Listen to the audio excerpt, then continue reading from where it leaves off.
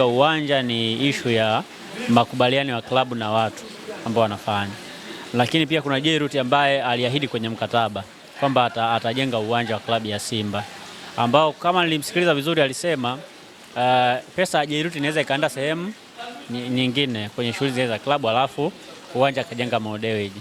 Sasa kuna vitu hapo vya kujiuliza, kama makubaliano ya Simba na Jairut yalikuwa kwenye mkataba, inakuwaje yanaondolewa alafu ile pesa natoa inapelekwa sehemu nyingine, alafu anatokea mtu mwingine anataka ajenge uwanja ambao Simba hata miliki kwa 100%, atamiliki kwa 20%, alafu aliyejenga atamiliki kwa 80% na anajenga kwenye eneo la Simba kama ambavyo iliwahi kutajwa hapo nyuma. Ni kitu ambacho kidogo kimeleta maswali mengi, lakini mimi naamini kwamba Simba ni timu ambayo ina wanachama ambao wanauelewa mkubwa, ina wanachama ambao ni wasomi, ina wanachama ambao wanaelewa mambo. Kama Jairut alipewa mkataba kwa hiari ya bodi yote ya wakurugenzi ya klabu ya Simba na viongozi wote waliridhia, basi wamwache Jairut atekeleze matakwa ya mkataba. Kama alisema atajenga uwanja wa klabu ya Simba na wao waliridhia wakampa mkataba, wamwache ajenge uwanja. Walikubaliana asambaze vifaa vya michezo vyote ambavyo atasajili mchezaji kila mwaka, si walikubaliana kwenye mkataba? Wamwache atekeleze kwenye mkataba. Kwa kilichopo kwenye mkataba kitekelezwe kwenye mkataba. Wamwache Jairut ajenge uwanja. Halafu hizo fedha ambazo Mo anataka kuzijenga kuzitumia kujenga uwanja wa klabu ya Simba, aziongeze sasa kwa Jairut ili wajenge uwanja ambao utamilikiwa na klabu ya Simba kwa 100%. Ila isiwe uwanja unamilikiwa na 80% na mtu mwingine, alafu 20% inamiliki klabu. Sasa huo sasa sio uwanja wa timu, huo ni uwanja wa mtu, ila timu inafanyaje? Inakodisha. Umeelewa eh?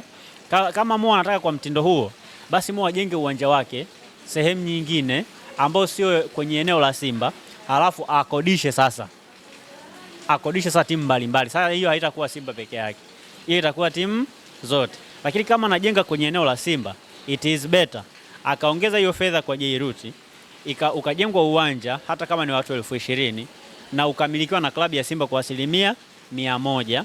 Halafu kama ni kuja sasa kwenye issue za michakato ya mabadiliko na nini, michakato ikaendelea kama kawaida, kwa sababu naamini kwamba Simba ni timu ambayo ina wanachama wengi. Lakini pia wakati wanaenda kujadili hilo swala la ujenzi wa uwanja, kuna wakati Simba walio kuchangisha pia fedha za kujenga uwanja, sio? Zile pesa pia zisemwe ziko wapi na zinaingiaje hapo kwenye ujenzi wa uwanja ili Simba iweze kupata uwanja, kwa sababu Jairut nadhani alisema anajenga uwanja wenye watu kuanzia 10,000 kuanzia 10,000, sio? Sasa kama ni kuanzia 10,000 ukichanganya ile pesa iliyopo kule ambao walichangaga Simba mwanzoni, wakipigisha harambee nyingine, wanaweza kupata ongezeko la viti hata 300 hata 3,000 vingine, wakafika hata 13,000. Kama Mo na yeye atatoa zile bilioni kwa 20 zile ambazo waliwahi kuahidi, au kama tuache kama tuseme ala sio zile, akasema atatoa zingine tu za kuwekeza pale, labda akaamua na yeye kuchangia kiasi fulani, akizichukua na akiziweka pale, akaongeza hata watu 3,000, tayari timu inakuwa na uwanja wa watu 18 plus ambao unakuwa unamilikiwa na timu kwa 100%. Kwa hiyo itaisaidia Simba, lakini hii ya kusema kwamba si atoe 20%, Simba imiliki 20%, imiliki 80%, kwangu sijaona kama ni sawa, kwa sababu huo uwanja pia anajenga kwenye eneo la klabu ya Simba ambalo ni eneo ambalo yeye hamiliki, na ukimruhusu Mo ajenge uwanja pale kwenye eneo ambalo wanamiliki Simba Sports Club na akamiliki 80%, automatically na eneo umempa linakuwa ni la kwake, linatoka kwenye umiliki wa klabu ya Simba, kitu ambacho kinaweza kupelekea sasa Simba ikapoteza eneo lake kwenda kwa mwekezaji ambaye bado atakuwa ndo ananufaika zaidi na uwanja kuliko Simba yenyewe ambayo inamiliki 20% tu za umiliki kwenye uwanja wenyewe.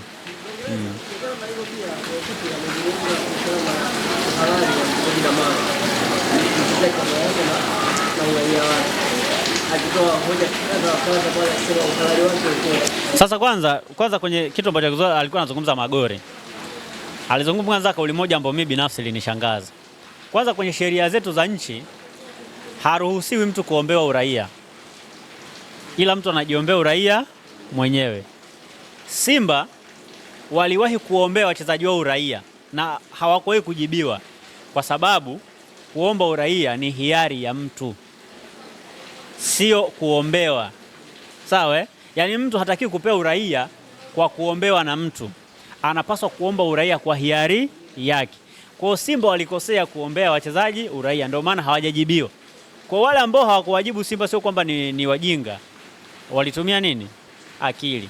Lakini pia viongozi wa Simba naamini wanajua kwamba mtu anavyotaka kubadilisha uraia anatakiwa kuamua yeye kwa hiari yake na sio kushurutishwa wala kuombewa na mtu mwingine yoyote.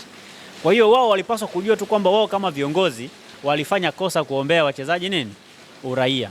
Ila kama wale kina Janchaza huwa kina Deborah Mavon Fernandez kama wangejiombea wenyewe uraia, Simba ingekuwa haihusiki hapo. Wangeomba uraia na maisha yao mengine yangeendelea. Sasa sisi kwenye mpira wetu linazungumzia neno kwenye mabadili kwenye kanuni tunazungumzia issue za wachezaji wazawa na wachezaji wa kigeni. Yaani brother, ukishaomba uraia automatically wewe ni Mtanzania. Automatically wewe ni mzawa wa Tanzania. Bila kujali kwamba umepewa uraia ama hujapewa ama umezaliwa hapa hapa, uraia umekukuta, yani umezaliwa tu hapa umekuwa raia. Ukishakuwa tu na pasipoti ya Tanzania, ukawa na vitambulisho vya NIDA vya taifa vile vya nini ukawa navyo, automatically wewe ni Mtanzania. Popote utakapoenda kuingia, unaingia kama Mtanzania. Christian Bella amebadilisha uraia, sio? Lakini anafanya shughuli zake za muziki kama kawaida, ni Mtanzania. Hata Damaro kabadilisha uraia, anatumia passport ya Tanzania, anatumia vitambulisho vya Tanzania, automatically tayari ni Mtanzania. Ni swala tu la uelewa, wala sio swala ambalo linahitaji labda kutumia nguvu kubwa sana kusumbuana na watu. Na ukienda kule kwenye kanuni zile za FIFA na kafu, wao wanahitaji kuverify kwamba mtu ni Mtanzania ama sio Mtanzania, ama ni mgine ama sio mgine, kupitia dokumenti zake za usafiri na mazingira ambayo anaishi. Kwa mfano unaishi Tanzania, dokumenti yako yana una kitambulisho cha una passport ya Tanzania, una vitambulisho vya taifa la Tanzania, automatically wewe ni Mtanzania ambao umequalify sifa zote za kuitwa raia wa Tanzania. Umeelewa eh? Na ndio maana FIFA huwa wanawapa ruhusa wachezaji kubadilisha uraia pale ambapo wanataka kubadilisha uraia. Wameweka tu sheria zile ambazo lazima tu zifuatwe. Mkifuata zile sheria, mtu anabadilisha uraia na maisha mengine yanaendelea vizuri. Kwa hiyo Damaro amefuata taratibu zote za kubadilisha uraia na ndio maana ni Mtanzania. Sasa hoja za Simba kwamba sijui anatumia passport ya Guinea na nini, ni hoja dhaifu tu ambazo naamini hazina mashiko, kwa sababu angekuwa hajakamilisha uraia asingekuwa na vitu kama hivyo.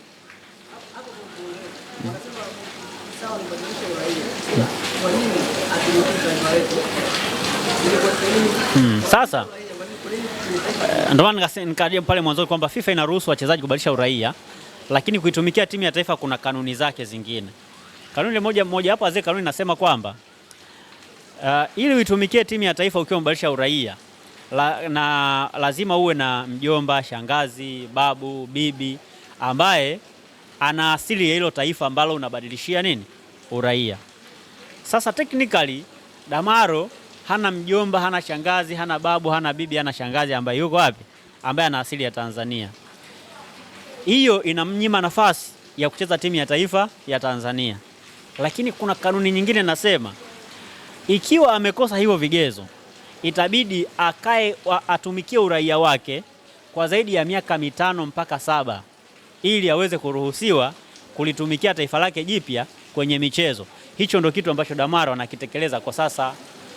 Ndio maana haiti timu ya taifa, kwamba anatumikia uraia wake wa Tanzania kwa miaka kuanzia 5 na kuendelea. Hapo sasa ndo ataanza kuitumikia timu ya taifa. Kwa nini wameweka hicho kigezo?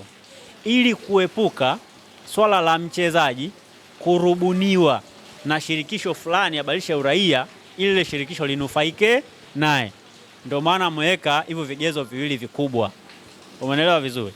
Na hivyo ndio vinasababisha Damaro ni Mtanzania lakini haitumikii timu ya taifa ya Tanzania. Tumeenda vizuri hapa? Miaka 5 ijayo Damaro atakuwa na uwezo wa kuvaa jezi ya timu ya taifa na akacheza vizuri bila shida yoyote. Umeelewa eh? Na anatumikia kigezo anatumikia kanuni hiyo kwa sababu kwenye ile kanuni ya kwanza hana sifa. Yaani hana mjomba, shangazi, babu, sio nani ambaye ana asili ya Tanzania. Ndio maana anatumikia kigezo cha pili ambacho ni atumikie kuanzia miaka 5 na kuendelea. Ndio hicho ambacho anakitekeleza sasa hivi.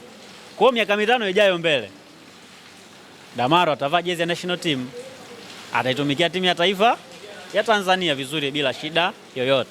Lakini Damaro aliomba uraia, sio kwamba acheze mpira Tanzania kama Mtanzania. Aliomba uraia kuwa raia wa Tanzania, afanye shughuli zake kama raia wa Tanzania. Hiyo issue ya mpira imekuja kwa sababu anacheza nini? Mpira, na hawezi kuacha. Kwa hiyo yeye alikuwa yuko sahihi, ila Simba tu wao ndo wanaleta tu hizo chokochoko, lakini taratibu ziko hivyo na ndio maana zinatekelezwa.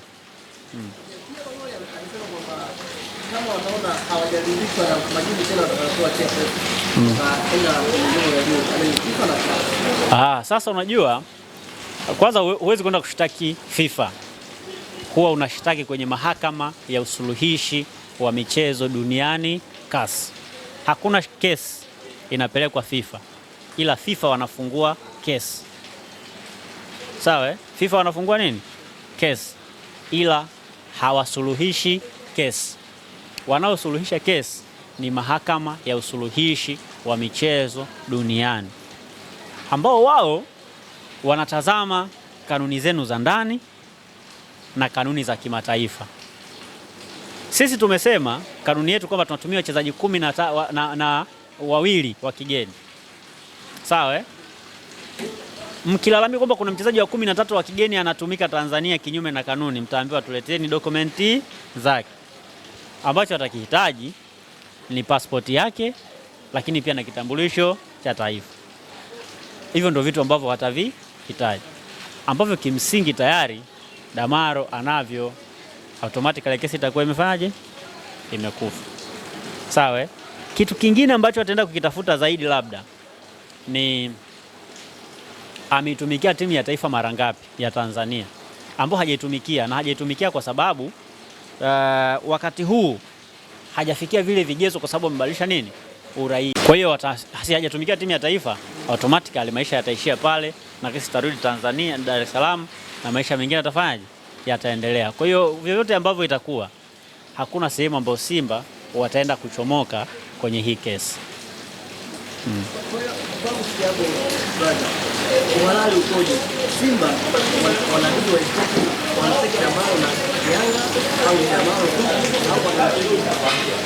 Technically Simba wanatakiwa kumshtaki Damaro na TFF, ila sio Yanga. Sawa? Damaro anapobadilisha uraia, TFF wanapokea ripoti zake. Klabu inavyomsajili, klabu ikipeleka ripoti zake, wanaenda kufanya comparison na ripoti ambayo iko pale TFF. Wakijiridhisha kwamba ripoti hizi zinafanana, mchezaji anakuwa registered kama ni wa kimataifa na kama ni wa ndani. Kwenye process za uhamisho kuna vitu viwili. Kuna mchezaji wa kimataifa na mchezaji wa ndani. Mchezaji wa kimataifa anakuja na ITC. Sawa? Mchezaji wa ndani anakuja na release letter. Mchezaji wa ndani anakuja na release letter kwa sababu tayari ni Mtanzania, ana sifa zote za kutumika taifa lake. Ile barua ambayo anakuja nayo, hiyo release letter, ni ile ya inayothibitisha kwamba huyu mchezaji katoka Mbeya City kaenda Simba, au katoka Singida kaenda Yanga. Mchezaji wa kimataifa anakuja na ile ATC ili kuthibitisha kwamba ametoka taifa fulani, amekuja taifa fulani kwa ajili ya kufanya kazi, ili apewe vibali vya kazi na maisha mengine aendelee kutumikia shughuli zake. Sasa kwenye hii scenario yote ambayo tunaizungumza, TFF mpaka wanakubali Yanga imuingize kwenye system akitokea Singida, maana yake wanajua kabisa kwamba huyu mtayari ni Mtanzania aliyekamilika. Ndio maana amemuingiza kwenye nini? Kwenye system kama mchezaji wa ndani. Kama angekuwa hajakamilisha taratibu zake za uhamisho mabadiliko ya uraia, wasingemuingiza kama mchezaji wa ndani, wangemuingiza kama mchezaji wa kimataifa, na Yanga ingetakiwa kuwa na wachezaji wake 12 kama kawaida. Umeelewa? Sasa ninachotamani kukiona kwa Simba, kwa sababu wameweza kumshtaki Damaro, basi wasiishie hapo, waende pia kwa Emmanuel Kayeke. Yaani Simba wamshtaki pia Emmanuel Kayeke wa Singida kwamba anacheza mpira wa Tanzania akiwa anatumia passport ya Tanzania wakati ni mtu kutoka Ghana. Kwa hiyo kesi isiishie hapa kwa Damaro. Sasa ujue Simba inaonekana yenyewe inataka Yanga ipokwe alama. Inaonekana yani kwa mazingira yanavyoonekana. Ndio maana wamemtazama Damaro peke yake, lakini Damaro pia kaanza kucheza Singida akiwa kama mchezaji wa ndani. Kwa nini hakushtaki kipindi kile? Kwa nini Emmanuel Kayeke bado yuko Singida anacheza? Kwa nini hawajamshtaki? Maanake shida ya Simba ni Yanga, ila sio Damaro. Kiufundi inakuwa hivyo.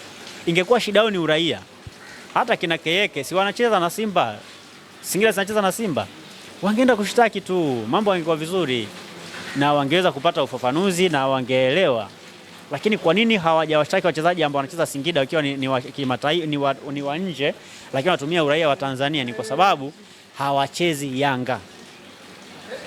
Wangekuwa wanacheza Yanga, nao pia Simba ingewafungulia nini? Kesi. Kwa hiyo logic ni simple tu kwa sisi ambao tunajua mpira wa Tanzania. Kesi unavyoiona hii, Simba wanataka Yanga ingizwe kwenye nini? Kwenye matatizo, apokwe alama, ila sio timu nyingine yoyote. Sasa hiyo kwenye mpira sio sawa. Kwa mfano England, labda klabu inamgomea mchezaji fulani, utakuta labda klabu 5-6 zitaungana zote kwa pamoja. Lakini kama klabu ina malalamiko na mchezaji fulani au wachezaji wa timu, inaweza kafungua malalamiko kutoka, yaani Manchester City inaweza kalalamikia wachezaji wa Brighton vizuri. Lakini kwetu Simba hiyo hawawezi kuwafungulia Singida kesi za namna hiyo, kwa sababu Singida sio mshindani wa Simba, ila Yanga ni mshindani wa Simba. Kwa hiyo Yanga wakifanya the same mistake ambayo Singida labda wamewahi kufanya, watawafungulia mashtaka nani? Yanga. Singida watawaacha.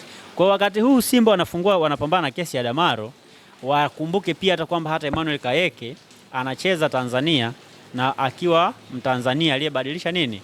Uraia. Sawa, anacheza akiwa nini? Ni Mtanzania. Kwa hiyo nafikiri hilo ni jambo ambalo nimewakumbusha tu kwamba kwenye hiyo kesi yao kule wapeleke pia na hiyo na jina hilo pia, ili uchunguzi uendelee. Asante.